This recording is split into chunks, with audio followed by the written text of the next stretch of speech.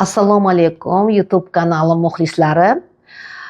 Men kardiolog bo'lganim uchun ko'pchilik tomirimda xolesterinni qanday tushirsam bo'ladi, qanday qilib qonni suyultirsam bo'ladi deydi. Chunki sizlar bilasizlar, turli sabablarga ko'ra yoshlar o'rtasida, ayollarda hattoki xolesterin miqdori juda baland chiqyapti. Biz parhezga o'tirishga harakat qilamiz, lekin buni o'zi yetarli emas. Dori qabul qilishni ko'pchiligimiz istamaymiz. Chunki dorilarni foydali tarafi bo'lsa, zararli tarafini ham bilamizda, bormikin shunday tabiiy vosita deb o'ylaymiz. Albatta, tabiiy vosita tomir tozalash uchun biz sedanani urug'ini, isiriqqa urug'ini qabul qilamiz. Lekin bu har doim ham yetarli emas. Chunki siz qabul qilayotgan vosita qandaydir bir tekshiruvlardan o'tgan bo'lishi kerak.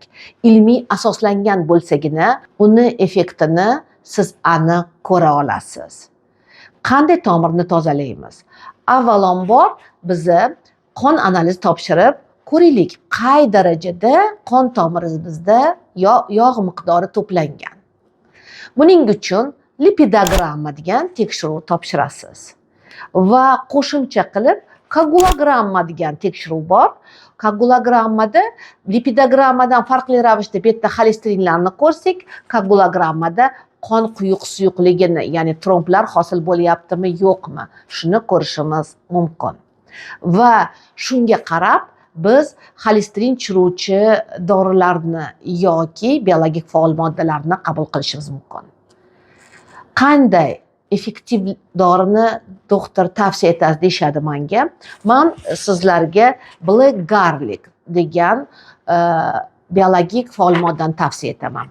Nima uchun black garlic?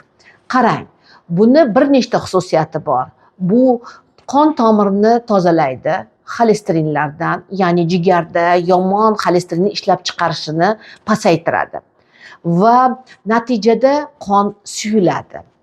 Ya'ni jigarni ham funksiyasini yaxshilaydi.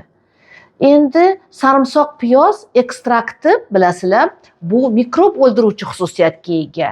Ya'ni turli xil organizmdagi shamollashlarni, ichaklardagi mikroblarni ham o'ldiradi. Natijada sizni immunitetingizni oshiradi.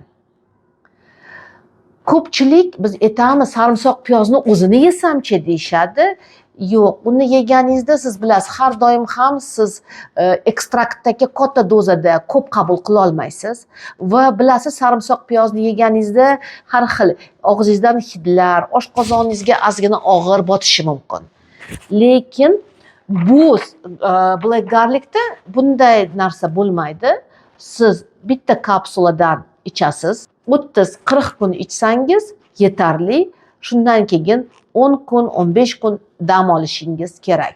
Va qon topshirsangiz, agar normada bo'lsa davom ettirmaysiz. Agar normada bo'lmasa, albatta yana bir nechta kursni ichishni sizlarga tavsiya etaman. Siz black garlic ekstraktini qabul qiling va kerakli natijalarni oling. Agar savollaringiz bo'lsa, kommentariyaga yozing. Men albatta javob beraman. Sog' bo'ling.